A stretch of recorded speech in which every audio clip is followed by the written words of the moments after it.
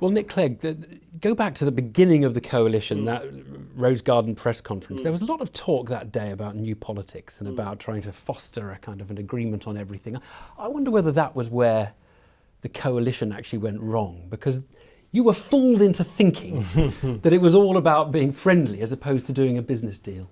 That's quite an interesting point. I certainly... well, firstly, I actually don't think I think the Rose Garden sort of impression gave a sort of, allowed this kind of sort of slight myth to take hold. It was all about sort of people who were being terribly nice to each other. I mean, it was, there was a perfectly hard-headed transaction. I can tell you, having sat through those sleepless nights immediately after the general election, it was a very, very cutthroat, sort of negotiation, if you like. And I'm actually still pleased as punch that we decanted so much of the Liberal Democrat manifesto into the coalition agreement as we did. I tell you where I think, I would put it slightly differently. I think looking back on it, I certainly felt, I remember this vividly, I certainly felt a very sort of strong sense of kind of pressure, duty to show that coalition government could work. Because I think people forget quite how hysterical the predictions were, that locusts would descend from the sky, the sun would be blotted out, the earth would stop spinning on its axis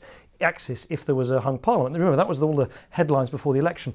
And of course, what that means for the smaller party, the junior party, is quite unforgiving, because to show that the government worked, to show that it was seamless, it could take decisions, which we had to at quite a pace, and on an extraordinary scale, with a comprehensive spending round and so on, for that first year, I think kind of meant actually that Liberal Democrats, myself included, we kind of lost our voice in that first year of the coalition. I'm not sure if it was avoidable, because we had to knuckle down in the boiler room of the government and just get things done. There was a very interesting episode in March 2011, so we're in the sort of still within the first year, this phase one, this very, very friendly phase, where you walked out of a meeting with David Cameron. You were caught on a microphone, one of those unintended moments. You were caught on a microphone and you said to him, "We keep doing this, we won't find anything to bloody disagree on in the bloody TV debate." You're doing far too much. You won't have anything to disagree about in the debate next election. What was going through your head then? Because at that point, it really seemed like you had gone totally naked. To be honest, I think the same thing would broadly happen, because you've got to remember, not only was there this slightly kind of loopy kind of view that a hung parliament was some sort of mongrel thing that couldn't survive and was some sort of unnatural creation, there was also, and again, people's memories are short, there was a sense of real impending collapse, economic collapse. You can see the difference. It's a really important difference, isn't it, between pretending that you agree and saying, we don't agree, but for the greater good, we have reached an agreed position. And that is a totally different thing. And it felt like you were on the former, and you felt that was necessary to make coalition work, but it wasn't really necessary. I can see that you, certainly taking that quote, which was just sort of, frankly, a throwaway, which is always very dangerous to make what you think are half humorous throwaway lines when a microphone is clipped to your lapel. But as I say, I think the sense of kind of, the sort of chumminess, if you like, that may have been given just because it was a sunny day and we gave a sort of positive, relieved press conference as number 1 and 2 in the new government. I think that may have sort of slightly given perhaps a slightly false impression, but I accept the argument you're saying that actually, if you want to be straightforward about what coalition is, that it is what it says on the tin, you've got to say, well, that lot think A, that lot think B. They'll now negotiate, and they'll either not agree, and they'll agree to disagree, or they will come up with C.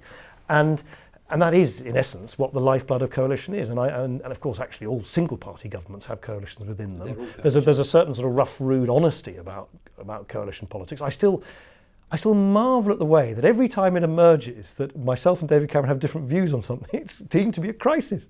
It's not a crisis, it's just an expression of what coalition is. April 2011, this is the turning point in the history of the coalition, isn't it? Because there's the AV referendum and it turns a bit nasty. And there was a moment in that where David Cameron stood up with John Reid. So David Cameron's meant to be your buddy, right? You've been really nice to him.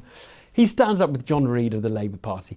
And they're kind of mocking you, more John Reid perhaps than David Cameron. But David Cameron, you must have felt at that point, he's let me down. Did you feel a bit let down by that, or a bit hurt? No, I was. Listen, I have to say, someone in my position, given what I've been through, I've got a pretty thick skin now, and I'm no sort of shrinking violet myself. But even I, by the standards of British politics, was pretty it was pretty striking quite how sort of personal and vituperative that campaign. And of course, what you had a combination, in my view, of cowardice on the part of the Labour Party. Because remember, AV was their policy; it wasn't even our policy. We put it on the referendum ballot paper, and yet Ed Miliband barely lifted a finger to actually make the case, and sort of ruthless sort of vituperation on behalf of Cameron, you must have felt annoyed with Cameron for just not being a good friend at that point. We don't, thankfully, govern together to be friends. I've never thankfully been one of those politicians who looks for sort of for mates in your politics. I've got lots of friendships outside politics, which is a wonderful way of keeping me sane. So not that, no. But listen, it was clearly the way in which the Conservative Party decided to conduct that campaign in a way which was so unnecessarily personal. They didn't need to do that. They probably would have won, frankly, without that, because they had all the vested interests in the press lining up against it anyway. It wasn't getting much of a fair hearing, and of course, given what had happened to me and the Liberal Democrats after tuition fees and so on, we weren't in a very strong position to make the case at the time. So it was, I thought, a totally gratuitous thing to do. And look, in a sense, it's been repeated since then. What I've learned the hard way, but it's a very good lesson, and it's a good lesson I learned early, was that if you there's all sorts of things you can change in politics. I've learned, whether it's pupil premium, tax reform, pensions, apprenticeships, early years, free school, the stuff we've done. I'm so proud.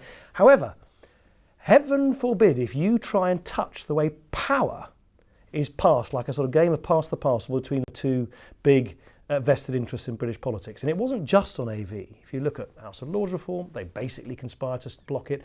If you look crucially at party funding reform, both the Conservative and Labour Party leaderships made solemn vows in their own manifestos. Talk about breaking. But you're coming back into the big sort of policy issues. I wanted to keep it sort of personal. But you recognise that was a turning point, and it wasn't going back. The friendly era was over. This was now a coalition, which was more like what I learned then, and absolutely sort of added a sense of sort of a bit of steel into the relation. Absolutely was. And listen, in a sense, I shouldn't be surprised that the larger parties in British politics, the reason they're vested interests are like vested interests in economics, is that they fight ruthlessly to protect their vested interests, and electoral reform threatened that directly, and so they took every measure and frankly stooped to every low insult to try and get their way. Yeah. Talk us through, in your head, the calculation about whether now, given all that history, which you've described as inevitable, whether you should stay and see it through after the election, as some people would like, or whether you should step aside and say, because I'm tarnished, for good reasons, I had to build the basis of a coalition at a difficult time, you should step aside and basically allow someone else to take over. I'm just asking you, should you resign? In a roundabout way. Why don't you cut to the chase?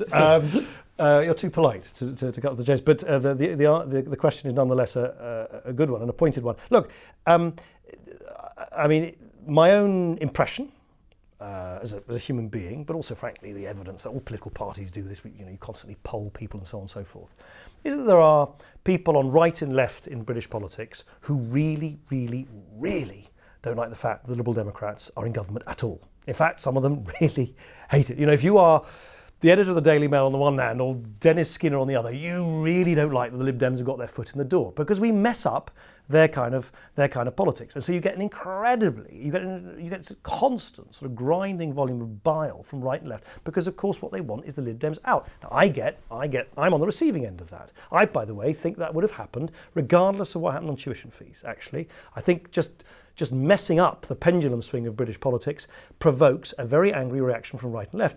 I happen to think there is a segment of the British population. I have to come in. I don't believe that, because it's your supporters who feel let down on tuition fees and the coziness with the Tories. It's not the Dennis Skinners and the Daily Mails. It's a completely different group. Then that's actually not true. I think there is, and certainly that's the evidence we have as a party, that there's a good, let's call it a quarter of the population who clearly are not saying to pollsters now they're going to vote the Liberal Democrats. They would certainly consider doing so. And do you know what they tell us? And I find this just as a constituency MP. They don't actually say, have you apologised enough, or did you do this? What they want to know more than anything else is much more mundane. They want to know what we have done.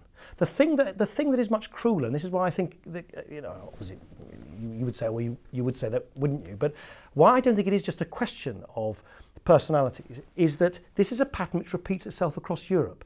It repeats itself for smaller liberal parties. Junior parties, smaller parties in coalitions always end up getting blamed for the things that are bad and not getting the credit for things for good.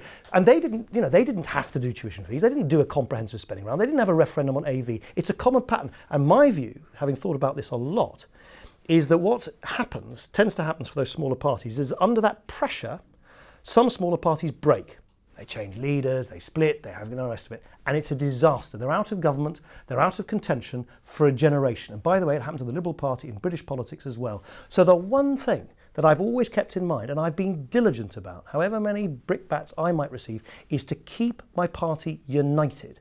To make sure, yes, we might be battered and bruised, there might be grumbles here and there, but we stay as one team. And that, I think, I predict if we were to have this interview again in 5 years' time, I'll be able to say to you, that is what has guaranteed that British liberalism, in the hands of the British Liberal Democrats, is a going concern going forward. Look at the history of British liberalism. Look at what's happened to the Liberal Party in the past. Look what's happened to Liberal parties who've been under similar pressure in coalitions elsewhere in Europe. When you turn pressure into disaster is when you buckle. And that is the reason, not because of any sort of personal sort of vanity about the thing, that is the reason why I've been so diligent, sometimes frustratingly people find, in actually making sure that all the different wings and parts of my party, grumbles though they might have, nonetheless are pointed in the same direction. It's why I suspect, if you spend a bit of time in the conference here, you'll be pretty surprised at the resilience and unity of the party. And that, I predict, will be what will see us through. Nick Clegg, thanks very much. Thank you.